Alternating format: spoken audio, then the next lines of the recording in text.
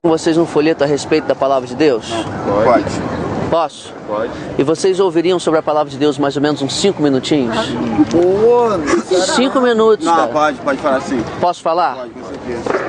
A hora que eu estiver sendo incômodo, inconveniente, é só falar que eu saio numa boa. Que isso? Já recebeu, né, Wellington, não é isso? A palavra de Deus diz no livro de Hebreus, capítulo 9, versículo 27, o seguinte, eu vou dar um diferente. Não, mas eu uns 3 que eu levo pra minha esposa. Pode levar. Tu chega lá e fala, ah, amor, eu tô na igreja. A palavra de Deus diz no livro de Hebreus, capítulo 9, versículo 27, o seguinte: ao homem está ordenado morrer uma só vez, e depois disso enfrentar um julgamento. Significa que nós vamos estar diante de Deus para sermos julgados por Ele logo assim que morrermos. Nós não sabemos quando isso será. Vocês são muito jovens, eu espero que vocês vivam muito tempo mais, mas pode ser que a morte venha cedo demais, não sabemos. Então a pergunta: se por hipótese acontecesse uma tragédia e vocês morressem, estariam preparados para estar diante de Deus para serem julgados por Ele? Eu não sei, mas Sim. tinha que rolar uma palavra mais amigável, você de morrer, meu irmão. Pô, nós estamos saindo pra zoeira. Cara, tudo bem. Você vai morrer. Olha só, eu não estou aqui dando uma profecia, não estou aqui desejando que isso aconteça. Eu estou apenas querendo fazer vocês perceberem que isso é uma hipótese. Isso é uma hipótese, eu concordo que isso é uma hipótese. E às vezes nós não pensamos em coisas tão importantes como essa. E a pergunta: vocês estariam preparados? Não. Eu vou colocar a pergunta de uma outra maneira. Vocês se consideram pessoas boas? Eu me considero. Sim. Vocês parecem para mim pessoas boas, vocês não sabem quem eu sou e estão me permitindo falar com vocês. Isso é uma coisa de uma pessoa, no mínimo, uma pessoa educada. E que vocês parecem que são. Mas a pergunta é: será que segundo os padrões de Deus, vocês são pessoas boas? Não. Não. Não. Não. Eu não. Sim ou não? Sim. Não, acho que não. Vou tentar ajudar vocês. Você, quantas vezes você já contou uma mentira? Todo dia. Desculpa, todo dia. Sim, uma pessoa que mente, ela é chamada de quê? Mentiroso. Você acha que mentiroso é uma das características de uma pessoa boa segundo os padrões de Deus? Não. Você, jovem, já desobedeceu seus pais alguma vez? Já. Você alguma vez já cobiçou a mulher do próximo? Já, pra nós. Já? Você alguma vez já furtou alguma coisa de alguém? Não. Eu não estou dizendo que ele pegou uma arma. Ih, mas ele pegou a arma mesmo. Espera só um minutinho, deixa eu continuar. Espera só um minutinho, por favor. Ele pegou a arma mesmo. Só, por favor. Só um minutinho. Imagine o seguinte. Olha só. Na mão, viado. Olha só, não estou dizendo que você pegou uma arma e você assaltou uma pessoa, não estou dizendo isso. Mas às vezes a gente se apropria de coisas do próximo de uma maneira que não é legítima. Vou dar um exemplo. Fruta no quintal do vizinho, já roubou? Eu já. Você fez isso escondido dele, imagino, porque você sabia que estava errado, concorda? Não é uma maneira de furtar? Não sabia que tá errado, não. Eu queria pegar direto mesmo. Sim. Na moral, ele mereceu, porque pô, ele deixava a parada cair podre. Sim, mas olha só. Eu simplesmente fiz o trabalho. Então vou dar um outro exemplo para você. Você. Na sua casa, tem algum CD ou DVD pirata? Tem. Tem noção se é certo ou errado? Tem noção de se é certo ou errado? É errado. Entende? Olha só. Então, assim... Ah, tá bom. Olha só, gente. Claro que é mais caro. Por exemplo, aquele carro ali, eu não sei quanto custa aquele carro, aquele Gol. Deve custar aí uns 20 mil, talvez. 15 mil, rapaz, tá maluco. Quanto? 15 mil. Se chegasse alguém aí falando assim: olha, eu tô vendendo esse carro por 500 reais. Sabe por que ele tá tão barato assim? Porque eu acabei de roubá-lo ali em cima. Você compraria esse carro por 500 reais? Não. Você sabe que é roubado. Mas, exatamente. Então um CD que custa 20 reais e alguém vende por R$1, a gente sabe que foi de uma maneira ilegal. Então olha só, percebe o que eu estou fazendo aqui? Percebe? Eu tô apreciando a maneira educada com que vocês estão me ouvindo. Eu queria completar o raciocínio aqui. O que eu estou dizendo para vocês é que segundo os padrões de Deus, vocês já transgrediram vários mandamentos, concordam? Se Deus fosse julgar vocês baseado nas leis dele, você acha que Deus ia considerar vocês culpados ou inocentes? Culpado. Culpado. Você acha que Deus ia te mandar para o céu ou para o inferno hoje? Inferno. Não existe inferno, não. Não existe inferno? De onde você tirou isso? É um palpite? É um palpite? É uma especulação? Você não acha que é perigoso? Eu sei. Presta atenção numa coisa. Peraí, ele vai me mandar, tipo assim, É o que então? É o que? Sei. É o que então? ele vai me mandar direto. É o que é? Calma aí. Eu vou responder os dois. Eu vou responder os dois. É o que a Bíblia diz, certo? É o que a Bíblia diz. A Bíblia diz que tem dois caminhos. Amigo, olha só. Independente de se você acreditar ou não, é o que a Bíblia diz. Eu respeito o que você crê, tá certo? Mas o que você crê, você tirou um palpite de algum lugar. Você não acha que é perigoso você apoiar a sua alma, a sua eternidade, só num palpite que você tem? A Bíblia diz que existe. Jesus Cristo foi um cara muito gentil, concorda? Um cara educado. E ele falou que haveria dois caminhos. Uns estariam à sua direita, vinde benditos de meu Pai, e outros à sua esquerda. Ele disse que ele falará: apartai-vos de mim, malditos, para o fogo eterno. Então, se Jesus, que era tão carinhoso, tão gentil, falou que o inferno existe, quem somos nós para duvidar? Então, a questão que eu quero dizer para vocês aqui... Chegou na parada maneira, hein? Concorda? Então, olha só. Mas a Bíblia diz que Deus nos amou tanto. Ele viu o nosso destino, ele viu que estávamos caminhando para a morte, mas ele nos amou muito e fez uma iniciativa, um ato de amor para que nós pudéssemos ser salvos. Já falei sobre isso com você, né, Wellington? Você sabe o que foi que Deus fez por você para que você pudesse ser salvo? Ele mandou o filho e Mandou o ele morreu na cruz para salvar. Você entende o que ele fez? Imagine que você tenha cometido um crime e você merecesse uma prisão perpétua. Tá, mas peraí, e alguém paga o preço no seu lugar. Sim, claro. Só. Era outra época.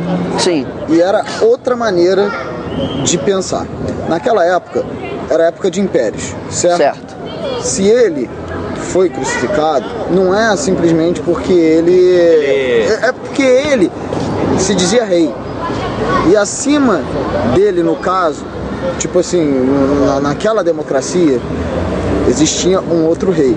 E por isso ele acabou sendo crucificado, entendeu? Ele se dizia rei e ele, tipo assim, tava acima do cara, pô, digamos que fosse o presidente. Sei, o imperador romano, entendi. Então o cara chegou e falou, pô, peraí, que parada é essa que o maluco fala que é rei aí? Tá. Não é ele, era Olha o povo só. que dizia, né? Calma aí. O povo. Eu vou explicar isso aí. O povo só, tipo assim, porque na Páscoa, naquela época, você podia chegar e soltar um dos presos, não era isso? Apontaram Cristo ou Barrabás e escolheram soltar Barrabás e prenderam Cristo. Soltar Barrabás. Mesmo assim, se o povo estava tão ao lado dele, por que chegaram e falaram, não, então crucifica ele e solta o Barrabás? Porque foi o povo que mandou. Sim, então deixa eu te explicar uma coisa. O que você falou pra mim é inteligente, você tem razão.